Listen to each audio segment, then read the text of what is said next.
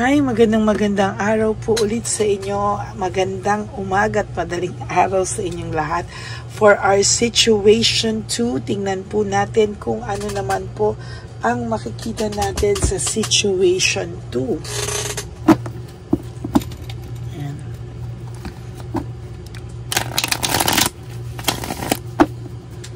Tingnan po natin ano po ang makikita natin for situation 2.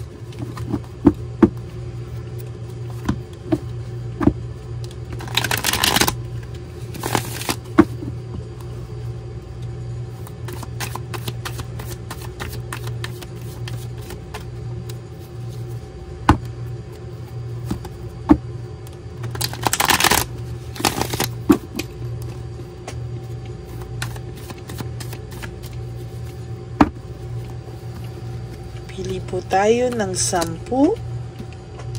Sana po bago kayo pumunta sa situation 2 ngayon ay napanood nyo na po ang ating situation 1, ha? Kasi para po aligned, mas maganda po pag pinanood nyo yung situation 1, 2, 3, ganyan. Okay, 1, 2, 3, 4, 5,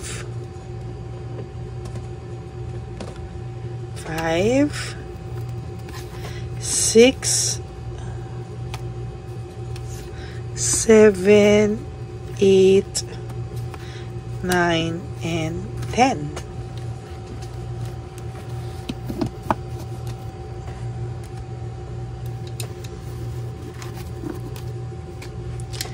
Tapos, pili naman po tayo dito. Balasahin natin mabuti para alam nyo po na hindi ito, na ito ay naibalasang mabuti para sa situation 2.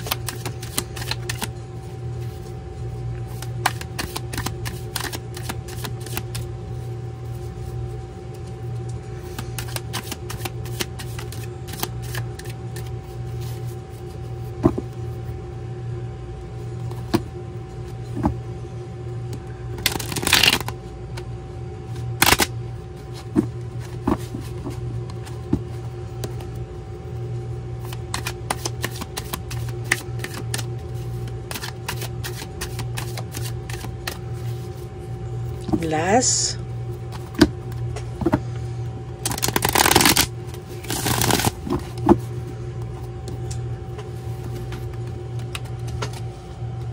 Okay. 1, 2, 3, 4, 5, 6, 7, 8, 9, and 10.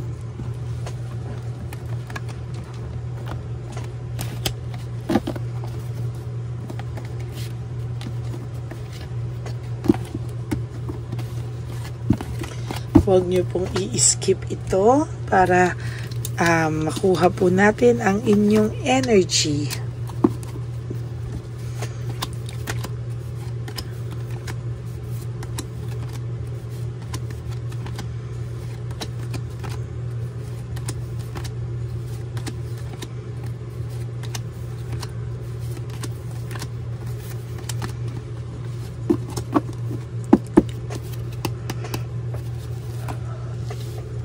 Broken family, shattered dreams, malamang itong person nyo naman po ay sinira po ang inyong marriage or relationship, no? Naging masaklap po yung inyong paghihiwalay. Sa nakikita ko, merong nadamay na pamilya, no? Broken family, parang nadamay po yung mga partido. At talagang meron po akong nakikita dito na somehow medyo naging magulo and may mga barangayan akong nakikita. Ayan, parang medyo naging sobrang rude po, no? And meron na rin po akong nakikita dito na somehow itong person nyo ay may ginagastos ang iba, no? Parang masyado po siyang naging para po siyang masyadong naging materialistic, or hindi po siya actually nagbibigay, nga po siya yung person po ng person nyo or the third party ang medyo ginagastusan po, no? Sa sitwasyon po na to ay, sa nakikita ko po ay medyo naging utu-utu po ang person nyo dun sa third party, no? Meron po siyang naglalabas po siya ng monetary or pera para po masustain yung kanilang relationship, no? Ito po ay medyo impulsive, no? Hindi po pinag-isipan, bigla na lang po siyang tumalon, bigla na lang po siyang nakaramdam ng nawalan siya ng spark sa'yo. Parang naging masyado po siyang masakit magsalita sa'yo, at talagang sa nakikita ko po dito, hindi niya po kakayanin, hindi niya po kakayanin talaga totally, no? Na hindi makapagsalita ng masakit sa iyo, ikaw ang sisihin, ikaw po talaga ang sinisisi niya just to justify. Oh my God, the Tower, no? Sobrang gulo po ng kanyang buhay ngayon, sobrang gulo niya po talaga ng buhay niya, disaster, distraction, broken pride, shattered dreams, lahat po, no? Mararanasan po ng person nyo ito, no? Kung bakit siya biglang nanahimik ngayon, or bigla ang sakit-sakit pong magsalita nito, kung ano pong masasakit na hindi mo na malunok ang mga sinabi sa'yo, pero ngayon parang naaano ka, anong nangyayari, distracted ito, baka dahil tahimik siya ngayon, hindi siya nagpaparamdam ngayon.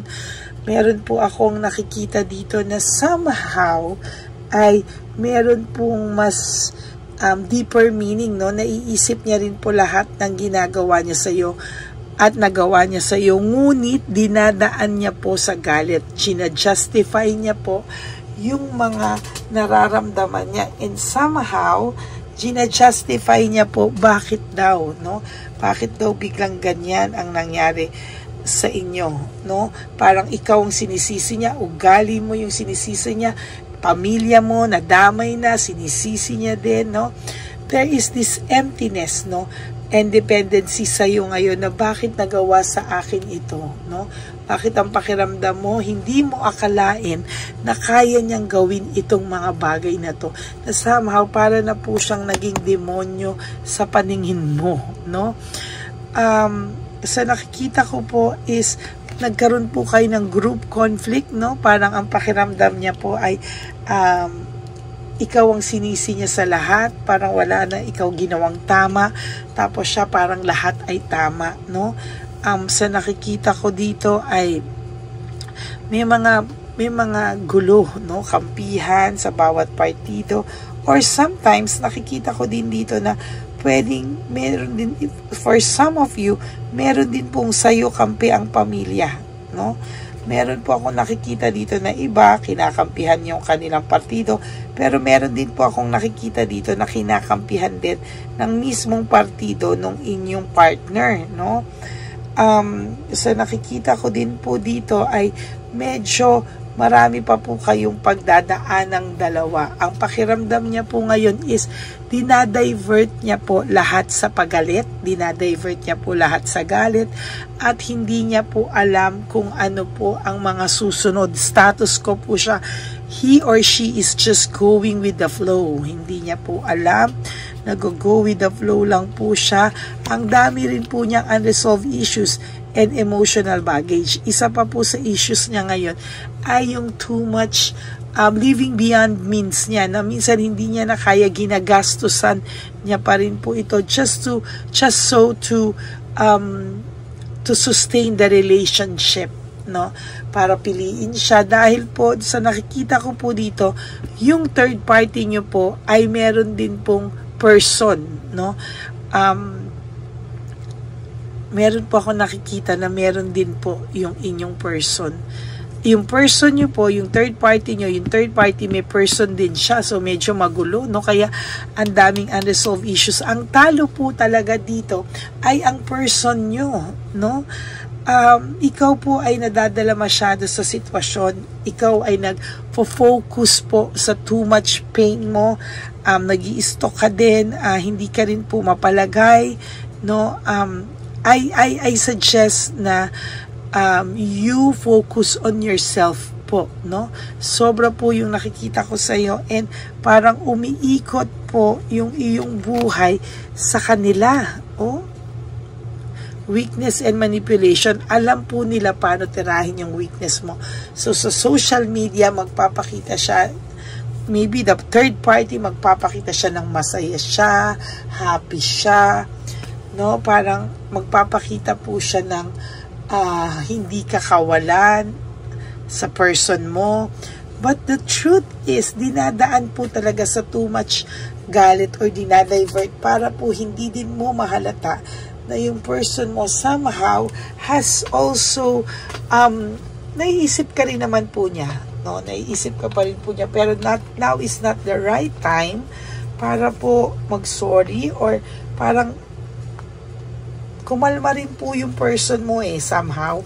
Kumalma na rin po siya kahit papano. Pero sa totoo lang po, sa nakikita ko ngayon, hanggang hindi niya po nakikita na hindi mo na siya hinahabol o hindi mo na siya kailangan sa buhay mo, hindi po yung person mo lalapit sa iyo, no? Parang may naaalala ako dito sa sitwasyon na to, pero sinasabi ko po sa nakikita ko sa inyo, too much po ito, no? Too much confidence yung meron yung person nyo, no? Parang alam niyang hindi mo po siya kayang mawala at all, no? Parang chill lang po siya kasi parang nag-aantay lang naman niya kung gusto ko yan balikan o ayaw ko na, nandyan lang naman siya. So dapat hindi po ganon ang pakiramdam ng person nyo, no? Kasi parang ikaw po ang matatalo dito kapag patuloy mo pong pinakita sa kanya na hindi ka po makamove on nang wala siya. Ayan, no? Materialistic, material, no? Playfulness, no? Addiction, no? Parang yung addiction na parang hindi po ito yung addict, no? Yung addiction po is parang hanggang nakikita niya na ganyan, maglalaro siya, no?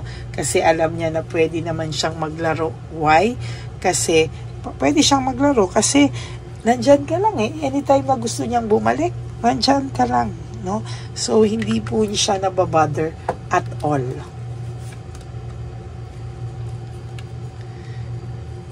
Meron din po siyang nararamdamang anxiety, lalo na po kapag nararamdaman po ng person nyo na nauubusan po siya, parang nawawalan siya ng money, or okay naman po yung trabaho niya pero somehow nagkakaroon din po siya ng mga intriga, no, sa kanilang opisina, or kung saan po siya, naiintriga din po siya ng mga tao, no? Kaya most of the time ina-isolate po niya yung sarili niya sa mga tao because ayaw niya pong mapag-usapan siya. There is this rebellion. The more mo po siyang tinitira or the more mo po siyang hinahabol, pakiramdam niya, the more po siyang magre-rebelde. Hindi mo po makikita talaga kung ano po yung kanyang pakiramdam.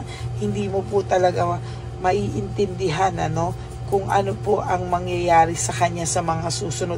Parang lalo ka po nitong lilituhin, lalo po siyang tatahimik, lalo niya pong i-isolate yung sarili niya sa'yo, at lalo po siyang magre-rebelde pag pakiramdam niya po ay hinahabol-habol mo po siya.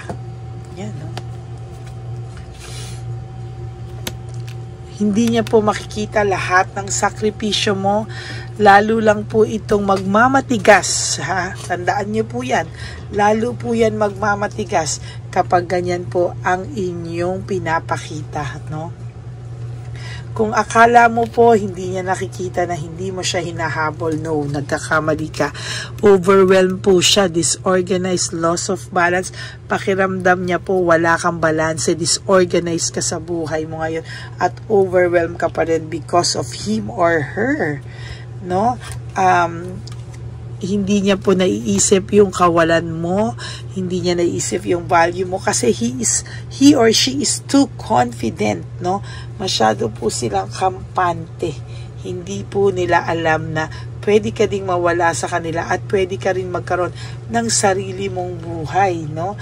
Ang nakikita po nila is hindi mo kaya na wala sila sa buhay mo. So better ibahin mo po yung tactics mo para po hindi maging ganito, no?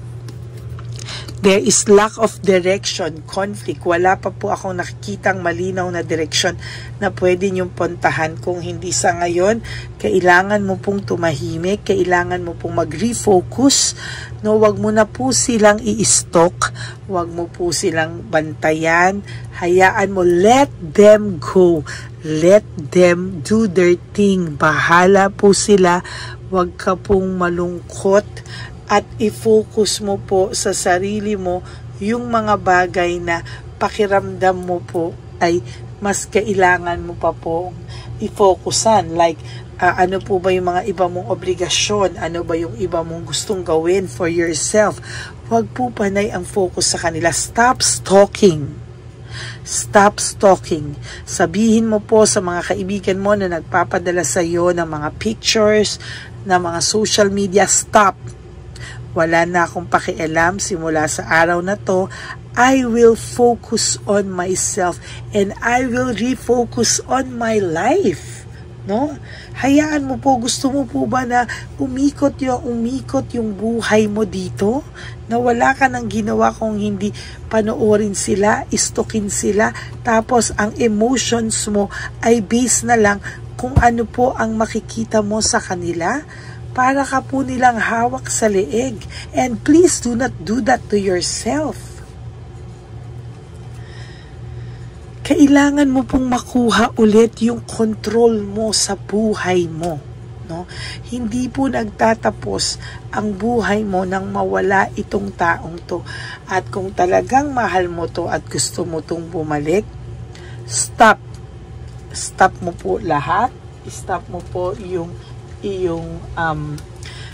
pag-i-stalk, stop mo po yung iyong tumahimik ka lang po and let you do your own thing. No?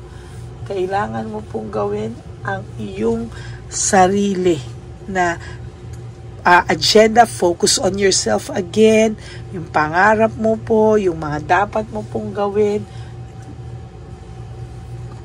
Yan, no? And then you have to forgive yourself, no? You have to forgive. You have to recover from this. You have to forgive yourself and start moving forward. Moving forward, no? Leaving everything behind, no? Hindi ka po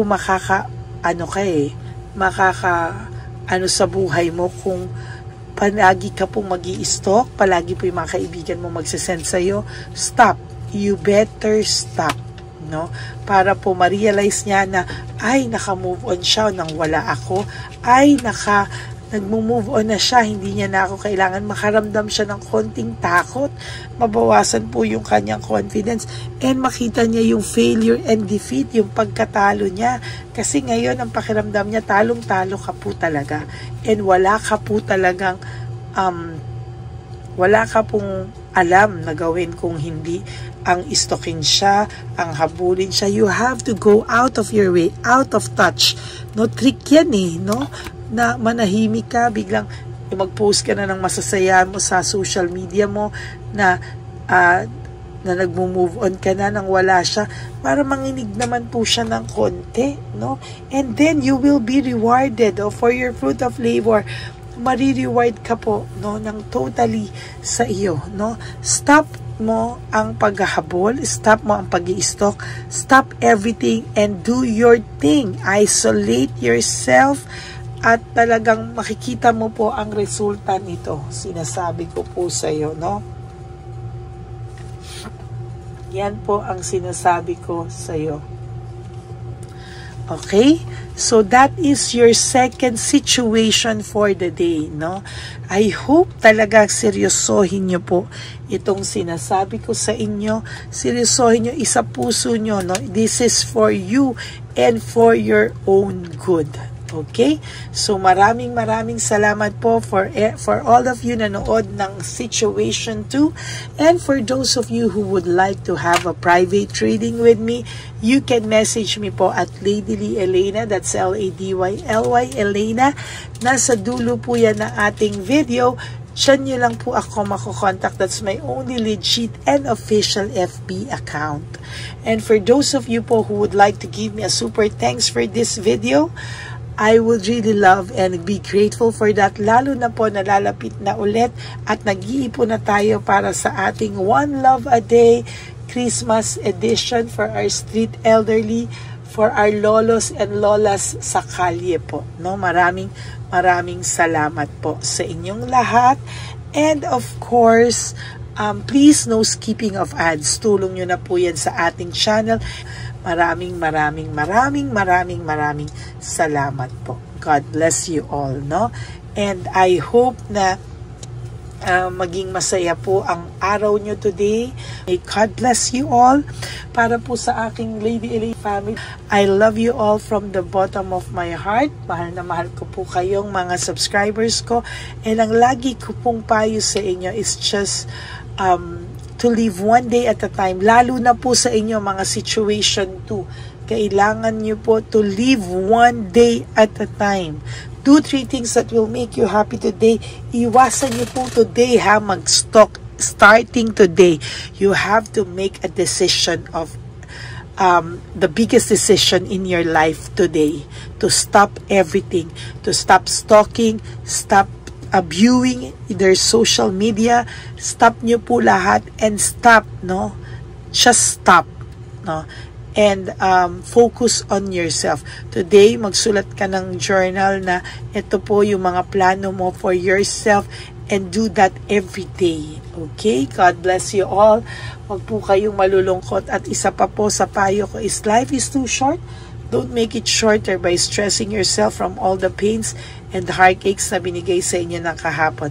Just surrender everything to the divine universe and just let go and let God write your life and love story. I will be back for another set of reading for Situation 3.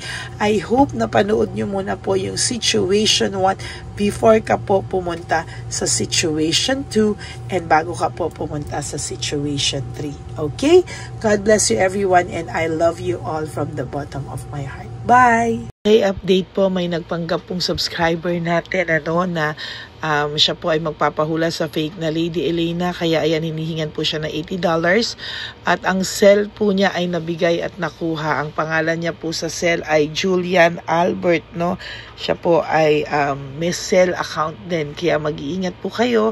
Ayan po, no, kung sino man po yung scammer na Julian Albert na yan, no, iinsensuhan po natin yan para siya po ay makonsensya. Kung wala man po siyang konsensya, at least po bumalik sa kanya lahat po ng kanyang ginagawa at maling-mali po yan, ano.